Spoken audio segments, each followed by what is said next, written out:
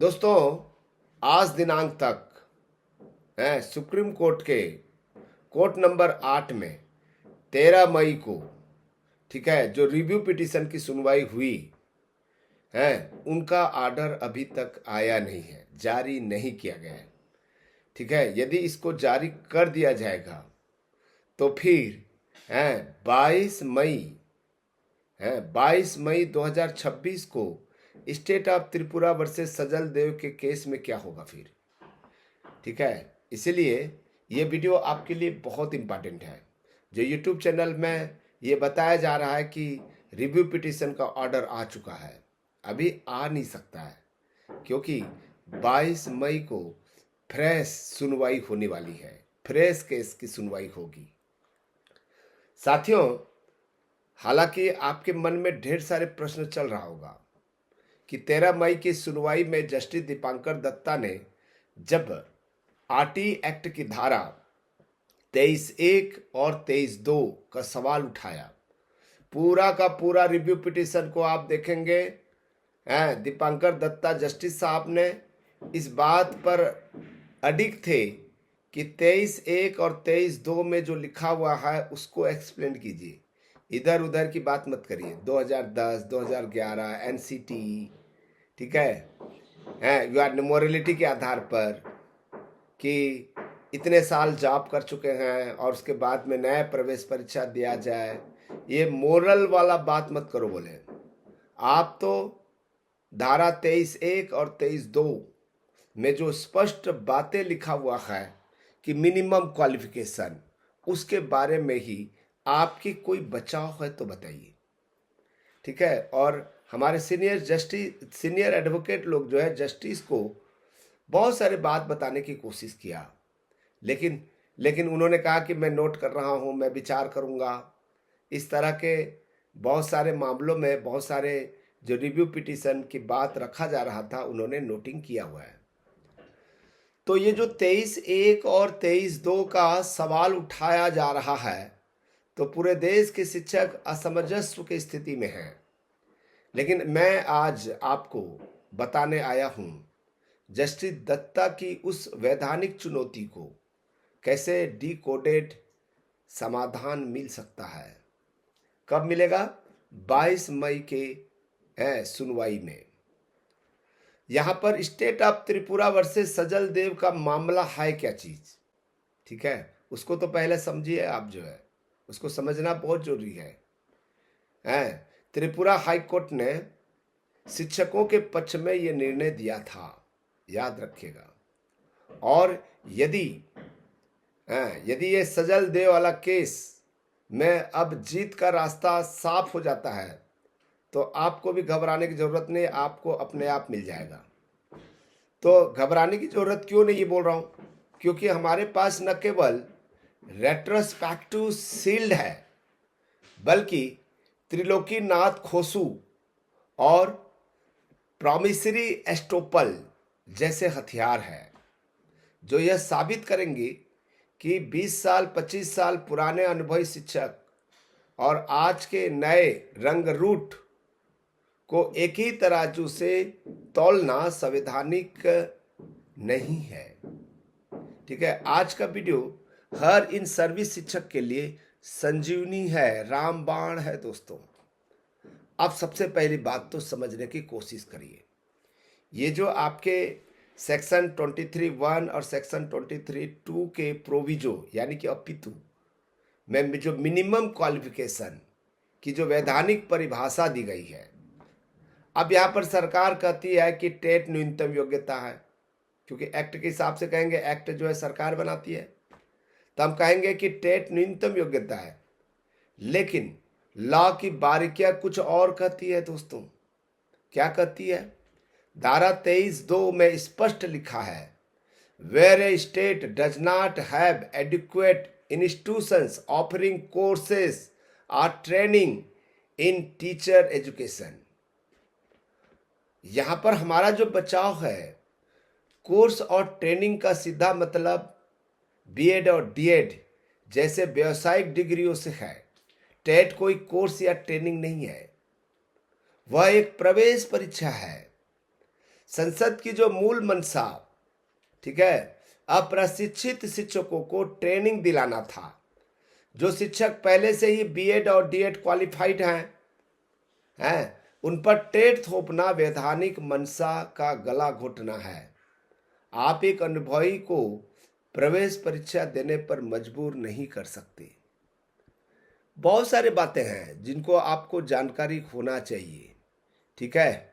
यहाँ जो मैं आपको बताने जा रहा हूँ बहुत इंपॉर्टेंट चीज़ें बता रहा हूँ, आपको ठीक से समझना है, ठीक है। यदि आपने इसको अच्छे ढंग से समझ गया, ठीक है। क्या कहता है 23(1)? Any person possessing such minimum qualification shall be eligible for appointment. कानून में पर्सन का मतलब होता है बाहरी उम्मीदवार या आकांक्षी आवेदक जो आज की तारीख में नया रोजगार या नया नियुक्ति चाहता है। यानी टेट पास करने की शर्त नए उम्मीदवारों के लिए है। 23(2) में लिखा है टीचर। यह संसद ने पर्सन नहीं बल्कि सीधे टीचर शब्द का इस्तेमाल किया है, जो पहले से ही सेवा में इन सर्विस या इन पोजीशन है और बच्चों को पढ़ा रहा है। जब संसद ने दोनों के लिए अलग शब्द चुने तो दोनों के नियम एक कैसे हो सकते हैं? दोस्तों ध्यान दीजिएगा, मेरा जो प्रश्न है उसको ठीक से समझने की कोशिश करिएगा, ठीक है। जब 2009 में आरटीई एक्ट लागू हुआ और बाद में 2017 का संशोधन आया तो धारा 23(2) के मुख्य हिस्से को ध्यान से पढ़ना पड़ेगा। यहाँ लिखा है where a state does not have adequate institution offering course और ट्रेनिंग, ठीक है दोस्तों। यहाँ पर व्यावसायिक डिग्री की बात करता है ये, ठीक है। यहाँ पर इस बात को समझना जरूरी है, ठीक है। ये जो धारा 23(2) के तहत केंद्र सरकार और एनसीटी ने खुद राज्यों जैसे पंजाब, जम्मू कश्मीर को लिखित रूप में आश्वासन दिया था कि पुराने विज्ञापनों और नियुक्तियों पर टेट लागू नहीं होगी। इसके बाद राज्यों ने समय पर पुराने शिक्षकों के लिए कोई विशेष व्यवस्था नहीं की, ठीक है। तो जो हम आपको बताने वाले हैं केसेस तो मेरे पास में इतने सारे हैं कि मत पूछो। ये मोतीलाल, ठीक है, Motilal Padampat sugar mills versus state of Uttar Pradesh 1979 का है। सुप्रीम कोर्ट का सिद्धांत है इसमें। क्या?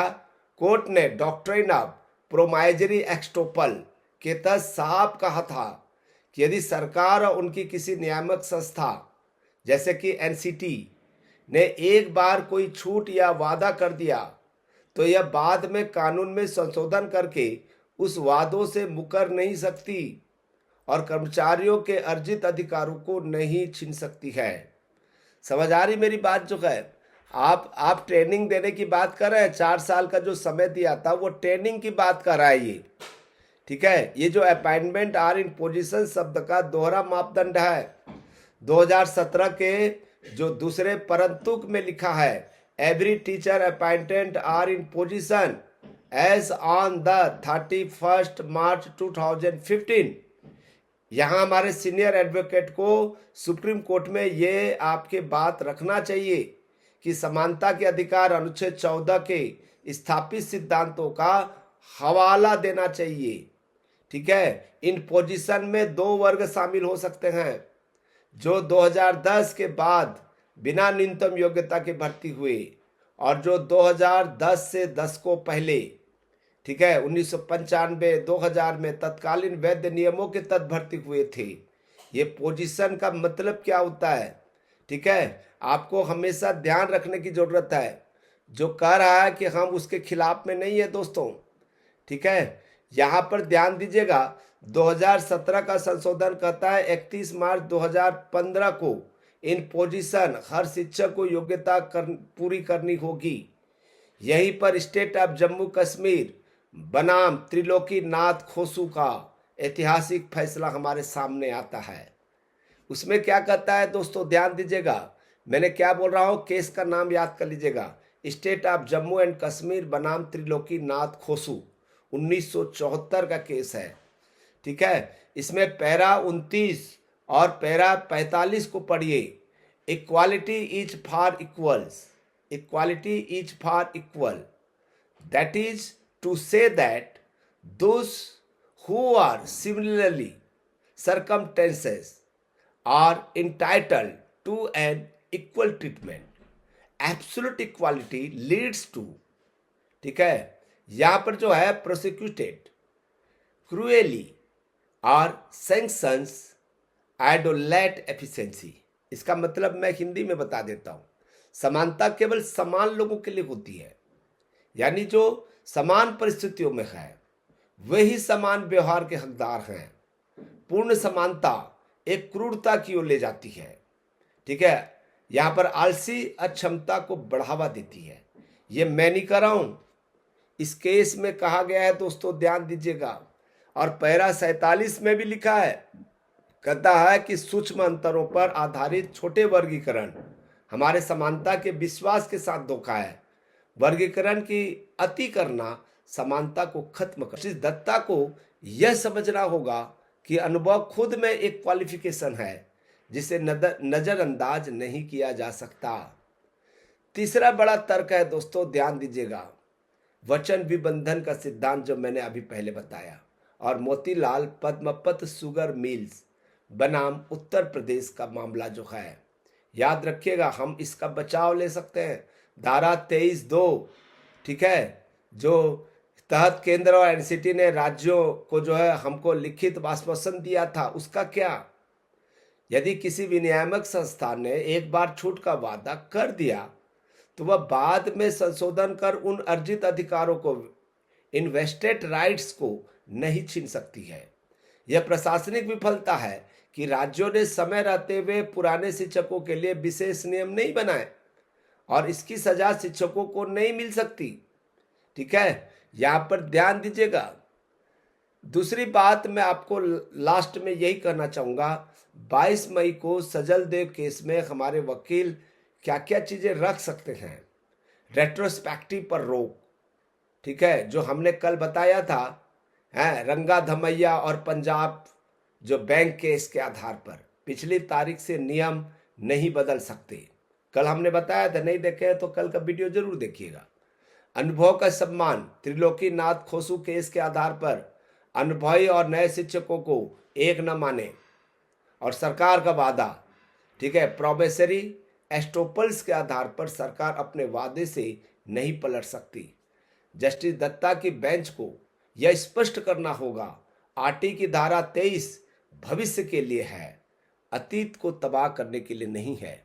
एक कहावत है दोस्तों, चीन का एक कहावत है जो हमारे लॉ में काम करता है, ठीक है, जिनको हम अलग अलग कानून में इसका इस्तेमाल करते हैं। चीन का बिगड़ेल सांड, सांड समझते बूल, ठीक है, बिगड़ेल बूल, ठीक है, यदि उनको गिफ्ट के बहुत खूबसूरत गिफ्ट के शॉप में घुसा दिया जाए, प्रवेश कर दिया जाए, तो वो सॉफ्ट जो शॉप है, गिफ्ट का शॉप है, वो चकनाचूर हो जाएगा, ठीक है। तो वैसे ही ये सिद्धांत काम कर रहा है यहाँ पर, ठीक है, बहुत ही खूबसूरत सिस्टम चल रहा है, ठीक है, स्कूली सिस्टम ठीक से चल रहा है, और उसमें जो 23(2) का जो प्रोविजो 4 साल वाला मिनिमम क्वालिफिकेशन बीएड और डीएड ट्रेनिंग की बात कर रहा है, उस पर यदि आप टेट को घुसा देंगे,